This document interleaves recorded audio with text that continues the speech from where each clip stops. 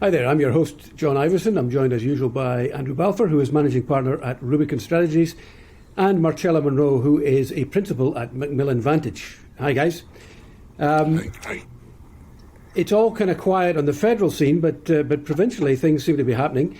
On Monday, Alberta is going to hold a referendum in conjunction with its municipal elections that asks the question, should Parliament's commitment to the principle of making equalization payments be removed from the Constitution? How many people in Alberta do you think understand what equalisation is, and how do you think that's going to go? Andrew, what do you think?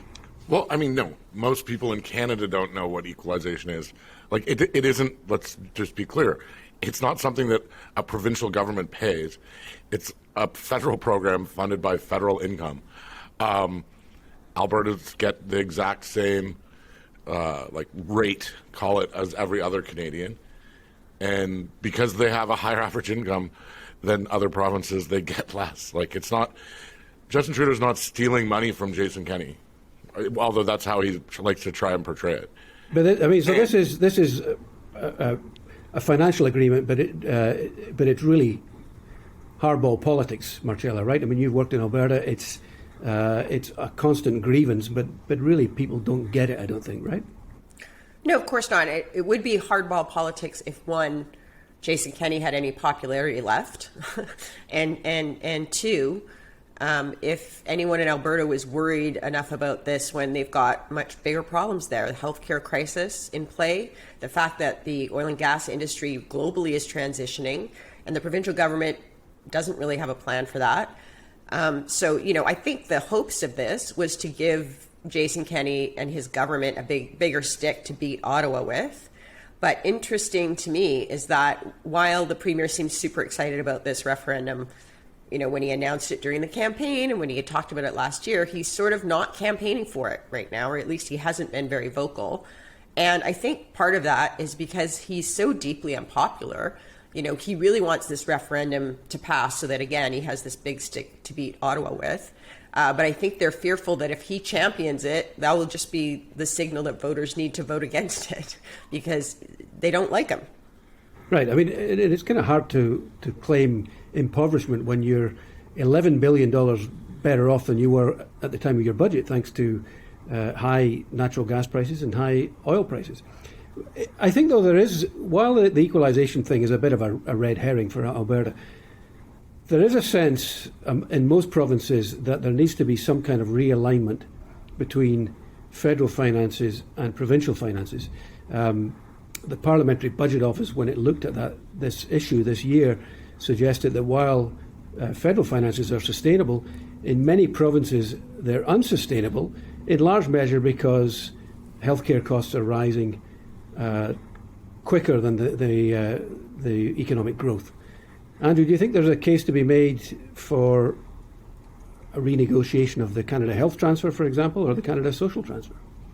Well, I mean, there's always an argument to be made to change those formulas and increase. But with that said, I think that the provinces come in with a much weaker position than they normally would because they've just gone through 18 months of the feds paying them for everything. I mean, even the New Brunswick finance minister, conservative government, came out and said that the only reason that New Brunswick's head is above water right now is because of the amount of money that the feds have been giving them. Like, that's quite the admission from the provinces. So, if I'm the Prime Minister, I'm looking forward to these negotiations if they're going to happen because I'm coming in with a much stronger stance than ever before.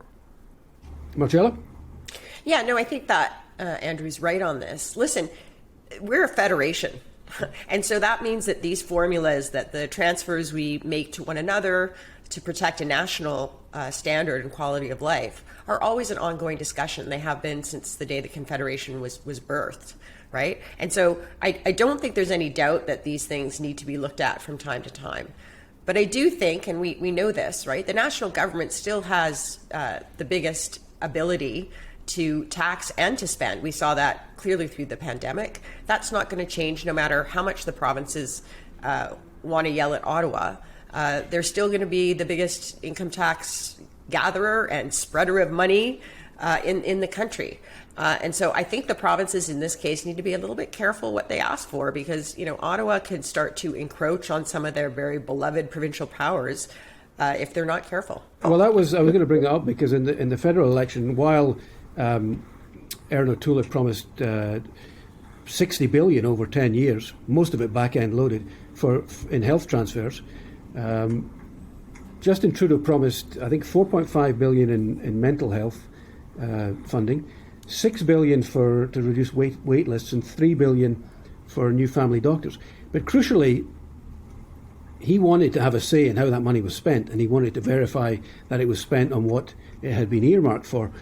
I mean, you do have to be careful what you wish for. If you do ask the federal government for money, certainly with a Liberal government, it's not coming without strings attached, right, Andrew? Yeah, the Prime Minister, by doing what he's doing, he's just the ultimate shot caller in this. Like, he's, you can have this money, but it's going to this. And there's lots of money, but, we even saw throughout the pandemic that they tried to do that in many cases. However, in some cases, they just kind of let the provinces go. Let's use Premier Legault as an example. You went and campaigned for Erin O'Toole. How well do you think you're going to do negotiating with the guy who's sitting there with this big bucket of money that you want right now? Like, it's not going your way. Let's just change gears quickly. We heard yesterday that the U.S. border is going to reopen, the physical border. You can fly into the U.S. right now, but now you'll be able to drive there. That's going to reopen in November.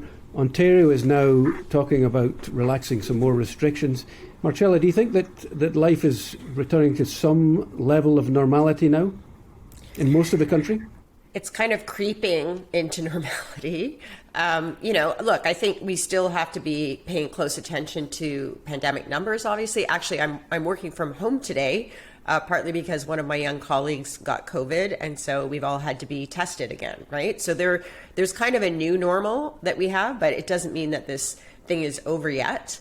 And so I think the challenge for governments right now is kind of the population really wanting to get back to normal. And although there is some fear and understanding that we can't quite get there yet, I think psychologically everyone's so sick of this that they just want to get on with it. And so I think the question becomes, now that we've got this COVID fatigue, right, people don't want to hear it anymore.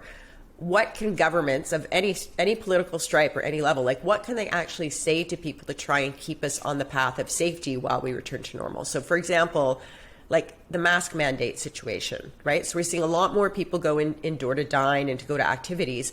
We just saw with the Maple Leafs game that, a lot of people get into the Maple Leafs game. They're told to only take off your mask if you're eating or drinking. And then they just take off their mask because they start to feel like we're at a normal hockey game. We can just be cheering from the stands. And so that to me is going to be a question moving forward. One area where there is going to be controversy, I think, is in Parliament. The Liberals, the Bloc and the NDP have all said that their MPs are vaccinated. The Conservatives are still weighing up what their policy is going to be on the mandatory vaccination front. And it looks like some of them are not vaccinated, yet they obviously claim the right of parliamentary privilege to take their seats. How do you think that plays out, Andrew? Well, I mean, they even have MPs out actively saying that there's no way this should happen. If the will of the House, if the House passes a motion, the House rules the precinct. So, I mean, the way I see it going is that there will be, call it a parliamentary vaccine passport, and the poor parliamentary security guards are going to be the people who have to enforce it. And, there's going to be all sorts of little staffers who are anti-vaxxers who won't be allowed in unless it's funny to me, but horrible at the same time. Yeah, you just know this is another problem the Conservatives don't need, right? So to Andrew's point, they're going to have staffers and MPs that want to make a big hullabaloo about the fact that their privileges are being, taken from them. And we know that the vast majority of Canadians are not going to have a problem with it, something like 70 or 80%. And so now, once again, the Conservatives and Mr. O'Toole have to deal with this small percentage of their caucus and their staff that are going to want to make this an issue, while the rest of Canada looks on and goes rolls their eyes and says, all right, guys, what's wrong with you? Well, the majority of members of Parliament have to get on an airplane to come here. So on the MP side, that's going to fix itself. But I mean, it's a great wedge, and if you're the Liberals, you're just trying to keep the Prime Minister kind of out of the limelight for a little while, keep him low, and so you can use this to have the media go focus on the nutters, and that's fine. But my bigger concern is, if you're a translator or you're not a partisan in any way, you're just an administrative person working in the House of Commons, I think that it is pretty terrible that they would be subjected to having to be surrounded by people who might get them sick while they're in their workplace. Okay, let's switch to Ottawa's favourite parlour game as we approach what looks like a reasonably comprehensive cabinet shuffle at the end of the month. The government has lost 4 female ministers, including Catherine McKenna, who stepped down. It's almost certain to put in an MP from Alberta now that it has 2. How do we see that playing out? The other one, and I want to touch on this as well, because I think that with the revelation that yet another senior soldier is being investigated for sexual misconduct, is there any way that Harjit Sajjan can survive as the Minister of Defence, given the fact that he's presided over clearly a sexualised culture for the last 6 years? And just let me add the caveat: all of these individuals are denying wrongdoing, and a couple have been exonerated. So it's not as if guilt is certain. But I think what is certain is that there was a sexualised culture, and that the political side did not clamp down on it. So, Marcella, you were shaking your head. What do you think? Well, I don't see how he doesn't get moved out of that position for the very reasons you've stated. What was shocking to me yesterday with the new revelation of yet another person, another man, another male leader of the armed forces is under investigation, is when I read the article and realized how many people we're talking about now, right? Like, I was like, oh, I forgot about that guy, and oh, that guy. Like, the list is long. And while a couple of them have been exonerated, a couple have been exonerated, as you well stated, but others have not. Investigations are ongoing. And so there is clearly a cultural problem here, and it's something that the political side is going to need to address. Trudeau has a big challenge with this cabinet making. And as a friend of mine said today, quite rightly, like, the only leak that matters is the one the day before the announcement, because that's the only one that's got any validity. But I will say this: I'm really sick right now today of pundits who are going on and on social media platforms, sort of saying, oh, it's just the cabinet's just, this diversity stuff is just to make the cabinet look good, and those people don't have any power. It's so disrespectful, right? We know that diversity in leadership, whether we're talking about a cabinet or a corporate organization, makes a difference. It makes better decision making. It's better representation for the country. And I think it's rude now that we're just talking about how we get more people at the table from diverse backgrounds to represent Canada. I think it's rude to say that it's just an act. Who was saying that? Oh, it was Coyne. He said it's like a trophy cabinet, which that's pretty coded language, if you ask me. Well, he's a dinosaur. We know that. As am I, but I don't believe that, incidentally. Sorry, obviously you see I had a bee in my bonnet about it, but I just find it very irritating.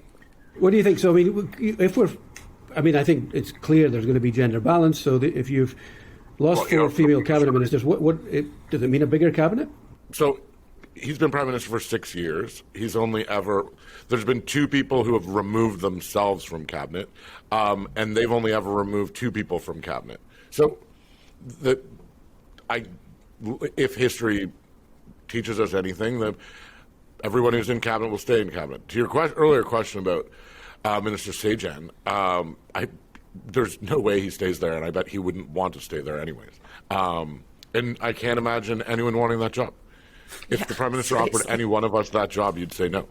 I could see people saying no to that job, or begging to not have it. Someone's going to... Maybe it needs a female minister. Maybe, but there's going to be someone who, when the music stops, they don't have a chair and they're going over to D&D. But I mean, with that in mind, I think that they will have to maybe grow the cabinet. And if they do, maybe a good idea is doing what they did with what was used to be called Indian Northern Affairs and now is Crown Relations and I forgot what Mark Miller's one's technically called now. But you make defense into two things, and you have someone who goes to try and unpack this dumpster fire. And then you have another person who goes to deal with the other dumpster fire, which is all the procurement stuff. Like, you just have two terrible jobs that no one wants, but that there's a lot to do over there, and maybe it needs more than one minister. Right. Anita Anand seems to be the go-to minister.